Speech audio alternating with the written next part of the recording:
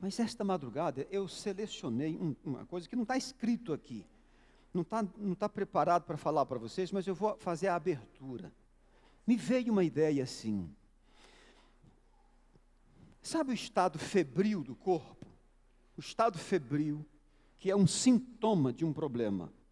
O seu corpo está te avisando que em algum ponto do seu organismo tem alguma coisa errada e o metabolismo está atuando para combater aquele problema. Por isso você está num estado febril. E pense, se na unha do seu dedo menorzinho tiver um problema, o seu corpo vai trabalhar para tratar aquela dificuldade, não importa se seja apenas na unha do seu dedo menorzinho, todo o corpo estará atuando e pensando naquele ponto mais frágil do seu organismo naquele momento. Eu tenho conversado com os líderes desta comunidade a respeito do elo mais frágil. Eu acho que foi isso que me gerou esse pensamento aí do estado febril. Uma comunidade que se preocupa, com um corpo se preocupando com a parte mais frágil, o elemento mais frágil. Não importa onde ele esteja, mas todos estaremos afetados pela realidade de fragilidade daquele elemento da nossa comunidade. Todos trabalhando para o seu fortalecimento. Eu sou convencido de que isto é uma necessidade para todos nós. Isto é comunidade, irmãos. No ministério de oração, do qual eu participo nesta igreja, essa semana, nós ficamos assustados com uma postagem de uma necessidade, um drama envolvendo uma família, e aí chegou o pedido de oração para o grupo, e nós começamos a orar, pensando que fosse... Cadê Cíntia? Está aqui a Cíntia? Você nos assustou essa semana, Cíntia. Aí ela disse assim, poxa, mas eu também não coloquei uma legenda para explicar, mas se referia a uma outra pessoa e não a ela. E posteriormente eu li no grupo, alguém do nosso grupo dizendo, pessoal, esse é um assunto que requer oração, mas requer mais do que oração.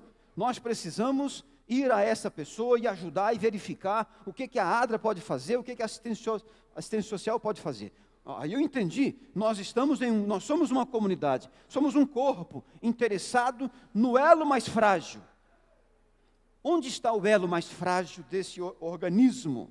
A nossa comunidade. Todos interessados e preocupados e atendendo à sua necessidade. Nós precisamos, amigos, de poder para isto. Precisamos de poder. Esse é o tema que eu quero chamar você. Abra sua Bíblia aí. No Evangelho de Lucas, capítulo 24. Aliás, eu quero agradecer muito a Deus, porque hoje eu estou enxergando vocês com uma cor diferente. As letras estão me saltando aqui aos olhos de uma forma muito legal. Lentes novas, não arranhadas. Isso me faz enxergar melhor. Lucas, capítulo 24, eu quero fazer a leitura a partir do verso 44. E eu já avisei aos meus irmãos que esteve no culto na quarta-feira que eu faria essa leitura novamente, portanto não vou lhes pedir desculpas por repetir aqui o texto, porque eu quero somar, acrescentar aqui uma ideia a outra ideia. A seguir, diz a Bíblia, Jesus disse aos seus discípulos, você se lembra esse momento aqui, Jesus já havia sido morto, Jesus já havia ressuscitado, Jesus está se preparando para ascender ao céu, e então são as últimas palavras dele aos seus discípulos. Então disse assim, são estas as palavras que eu vos falei, estando ainda com vocês. Importava se cumprisse tudo o que de mim está escrito na lei de Moisés, nos profetas e nos salmos. Então lhes abriu o entendimento para compreenderem as Escrituras, e lhes disse, assim está escrito que o Cristo havia de padecer e ressuscitar dentre os mortos no terceiro dia, e que em seu nome se pregasse arrependimento para remissão de pecados a todas as nações, começando de Jerusalém. Vós sois testemunhas destas coisas. E eis que envio sobre vós a promessa de meu Pai. Permanecei, pois, na cidade, até que do alto vocês sejam revestidos de poder. A ideia de Jesus aqui é que nós precisamos de poder. Ele reconhece isto. E ele traz a avaliação, e aqui está a minha compreensão, do que Jesus quer dizer com poder. Jesus está dizendo que o poder está focado em sua palavra. O poder de Deus está aqui, ao alcance das nossas mãos. E Ele coloca esse poder em sua palavra. Vou explicar para você uma coisinha. Existe aquilo que nós conhecemos como a onipotência divina. Isso não é para você, não é para mim. É de um outro poder que Ele está falando. É outro poder que Ele tem interesse que você receba. Então, que poder é esse? Esse é o poder que Ele transferiu para a sua palavra. Por isso, Jesus está dizendo, está ensinando, está alertando, abrindo a mente dos seus discípulos para compreender aquilo que está escrito a seu respeito, a respeito de Deus e da sua divindade e da sua obra, aquilo que está escrito nos livros de Moisés, no livro dos Salmos, no livro dos profetas. E aqui nós temos ele se referindo ao Antigo Testamento, porque não havia Novo Testamento em seus dias. Então, ele utilizou a palavra que já era produzida em seus dias, o Antigo Testamento, e diz: vocês precisam compreender isto.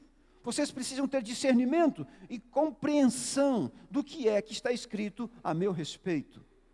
Com isto, ele está dizendo o seguinte: vocês precisam de poder. É o poder de uma identidade. É o poder de uma convicção. É o poder de uma consciência a respeito de Deus.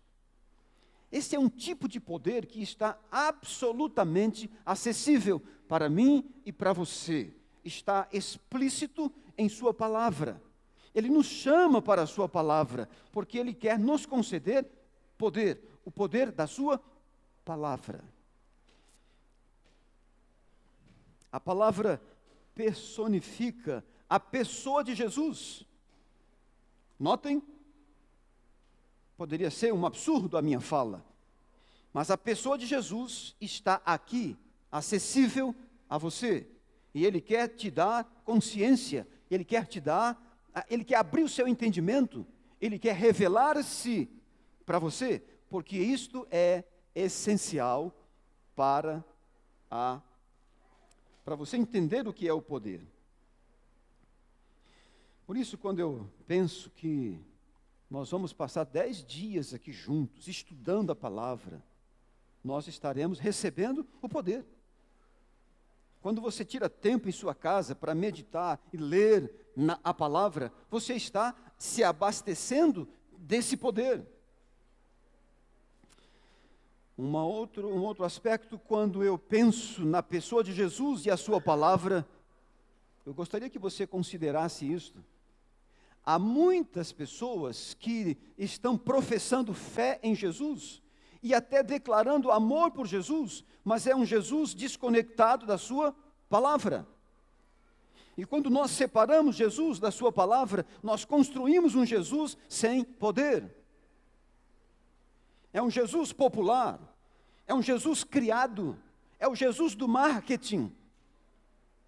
Esse Jesus pode ser bonito, pode ser atraente até, mas não tem o poder de salvar, porque o poder de Jesus é o poder da sua palavra.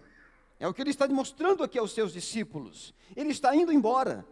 Ele está indo continuar a obra da redenção hoje em seu santuário celestial, mas ele está deixando para nós o segredo, a fonte, o acesso ao poder. É o poder da sua palavra. E nós precisamos ler esta palavra. Eu enfatizei isto quarta-feira, e eu estou aqui introduzindo o tema para que todos nós possamos pensar nisto. Não desconecte Jesus da sua palavra. Não construa uma fé em Jesus separada da sua palavra. Isso não vai produzir um efeito redentivo em sua vida, não vai te levar além, não vai te ajudar a transcender, conforme o desafio do sábado passado. Jesus e a sua palavra. Agora, amigos, eu vou trazer para você uma outra palavra aqui, que tem que ver com empoderamento. É a palavra empoderamento. Uma palavra nova, bastante popular nos últimos tempos, mas uma palavra relativamente nova. É do inglês power. Empoderamento. Power, empowerment. Isto foi cunhado por um psicólogo, foi fixado na mente, foi desenvolvido por um psicólogo americano na década de 1970, quando ele defendia que as minorias fragilizadas na comunidade americana precisavam de empoderamento para poder sobreviver e viver as crises sociais da época. Precisamos, dizia ele, de políticas públicas para empoderar essas minorias. E isso soou bonito. E um educador brasileiro, Paulo Freire, anos mais tarde, questionando esta tese do psicólogo americano, dizia: as classes sociais fragilizadas não precisam que nós as empoderemos, elas precisam se empoderar. Elas precisam tomar consciência onde estão, o que são e partir para buscar os seus direitos. Percebem que esses movimentos de classes, movimentos de rua, nesses últimos tempos, é um reflexo dessa discussão. Psicólogos, sociólogos, educadores vêm promovendo um empoderamento das pessoas, dos grupos, da sociedade em geral. Isso que nós vemos no mundo inteiro, as pessoas saindo para as ruas e promovendo verdadeiras revoluções. E nesse contexto da palavra empoderamento, eu quero que você pense, Jesus não dá o poder para os seus discípulos, ou para o seu povo, para a sua igreja, sem antes empoderar o seu povo. Não tem como ele dar poder sem antes empoderar.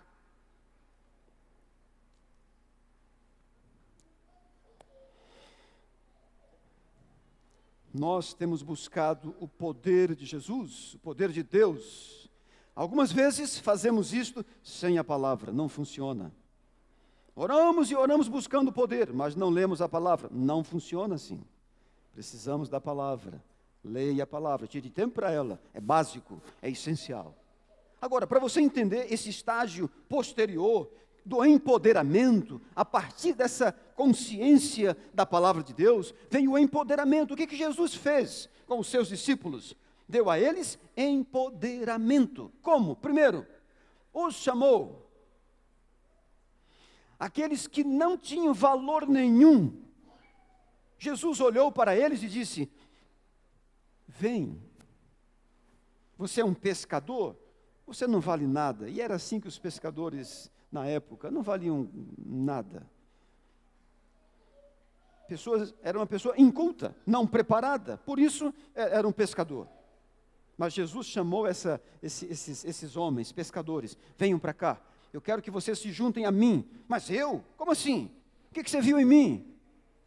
Poderíamos perguntar: o que você viu em mim? Nada. Jesus não estava vendo nada, mas estava vendo além. E com isso ele foi empoderando, valorizando, conscientizando, desenvolvendo aqueles discípulos, levando eles a viver como um grupo. Cadê o filósofo Raul? O filósofo Raul está aqui? Não está aqui hoje.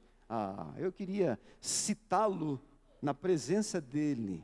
Eu ouvi o filósofo Raul citando o seguinte, que nós precisamos civilizar as diferenças. Olha que frase linda, eu coloquei entre aspas aqui porque não é minha isso. Isso é do filósofo Raul, nosso amigo, da nossa comunidade aqui.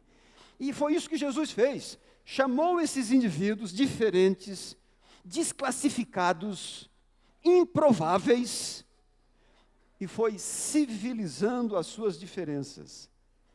Alguns dizem, foi podando as arestas. Civilizar as diferenças é mais moderno, né? Mas ele foi podando, preparando esses indivíduos e dando a eles um senso.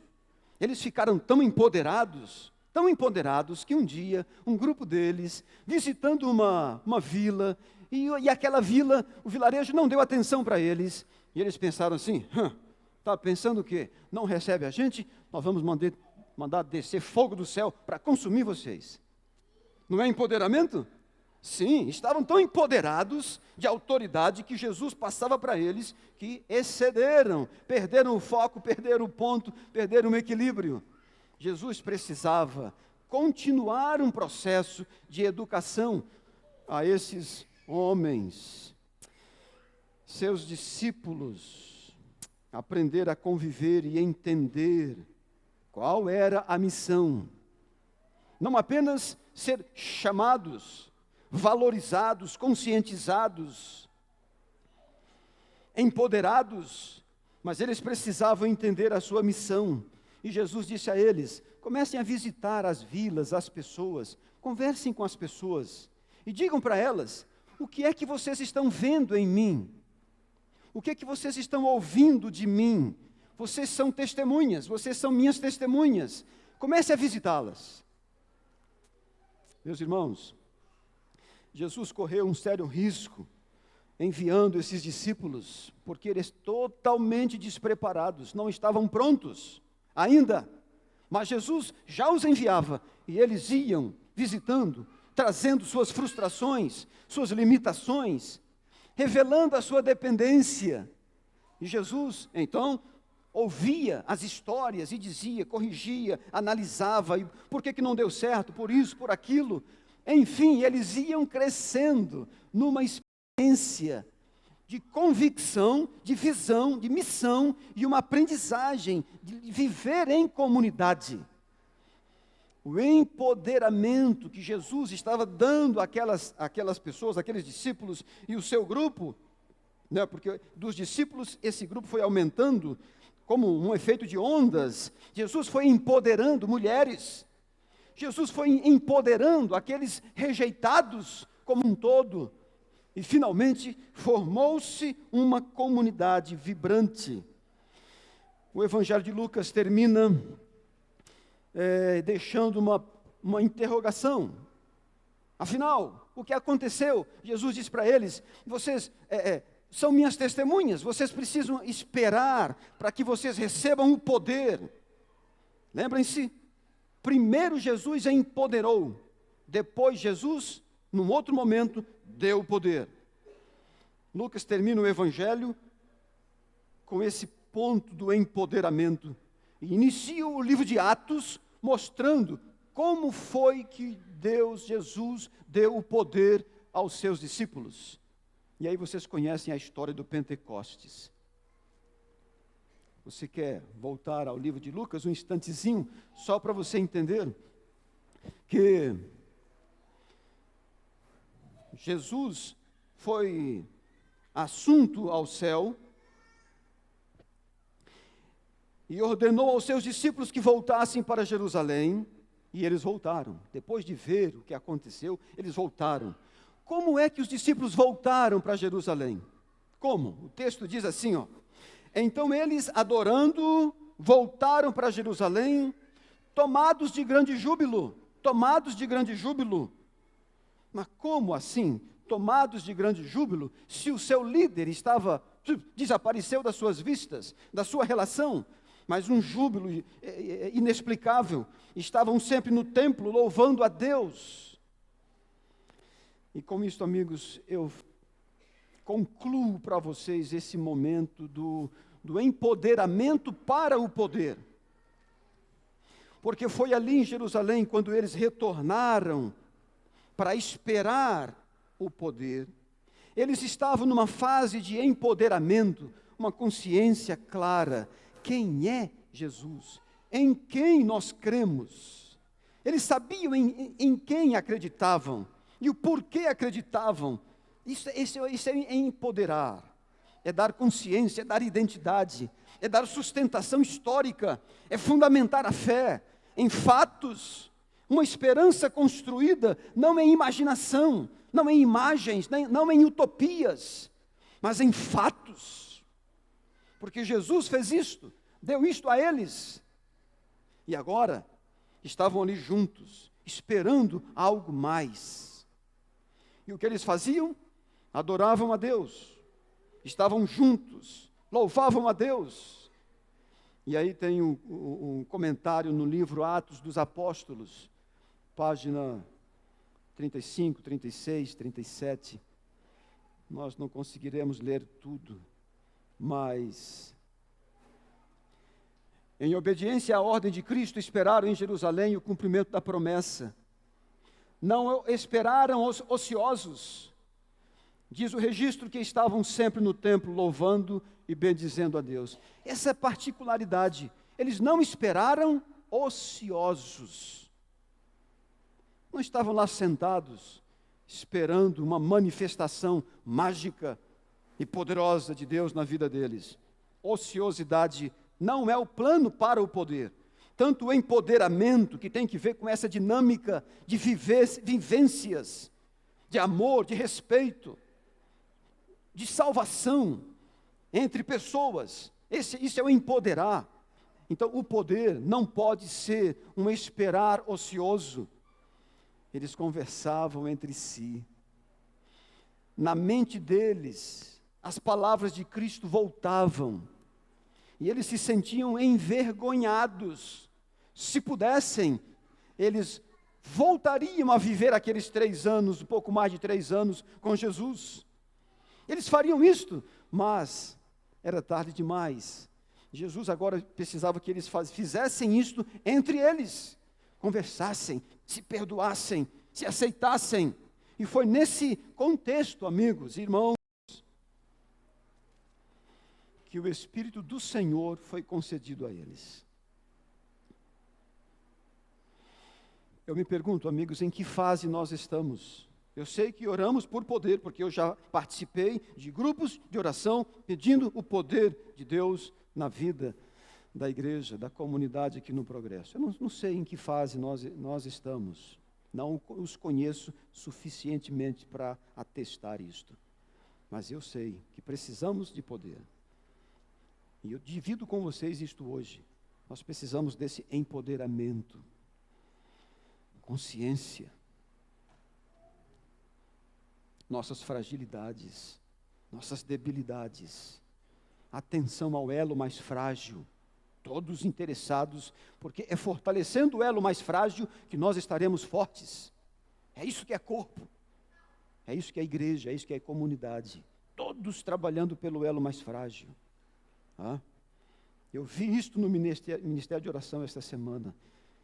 Eu preciso que nós sejamos uma comunidade que pense assim, que tenha consciência, que tenha identidade e que saiba se aproximar, conversar, confessar, pedir perdão, perdoar. É isto que vai produzir a abertura dos céus para derramar sobre nós o poder. Eu vou orar nesta manhã, não vou pedir poder a Deus. Eu não saberia o que fazer com o poder de Deus hoje. Olha que vergonha para um pastor, um ministro, ter que declarar isto. Não saberia o que fazer com o poder de Deus na minha comunidade hoje.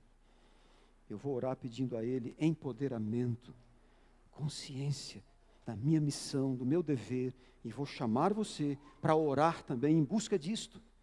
E vou orar, pedir que Deus rompa as barreiras da incredulidade, da dúvida, da falta de amor. Pedir a Deus que Ele rompa esses impedimentos para que nós sejamos uma comunidade, que tenhamos vivências produtivas. Não vou te chamar aqui, mas eu vou pedir que você coloque a sua mão sobre o seu peito, sobre o seu coração, se você gosta desse tipo de oração que eu vou fazer. Se você quer isto, faz isto. Obrigado, Marcelo. Fecha seus olhos. Deus querido, meu Pai, aqui estou eu, Senhor, no meio dos teus filhos, dentro desta comunidade.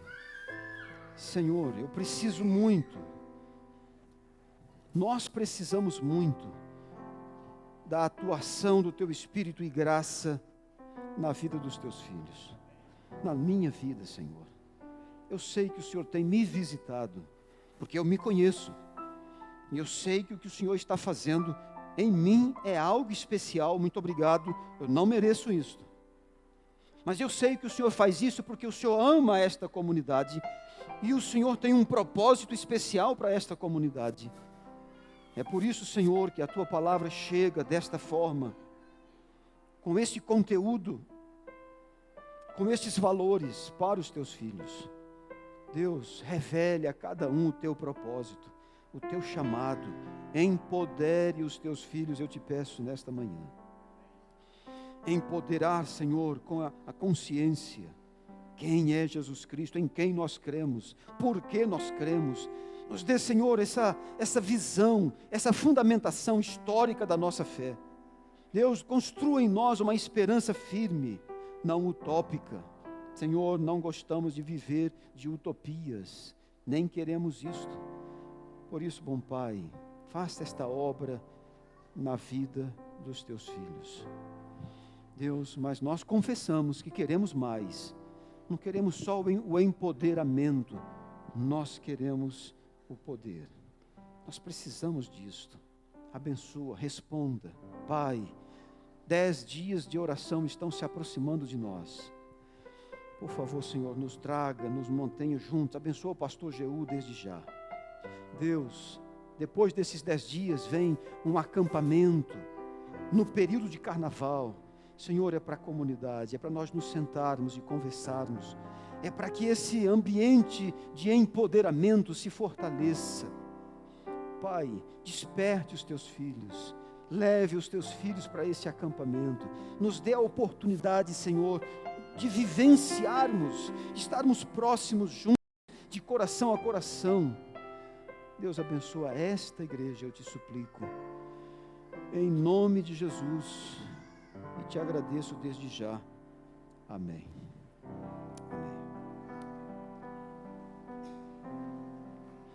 Amém. Amém.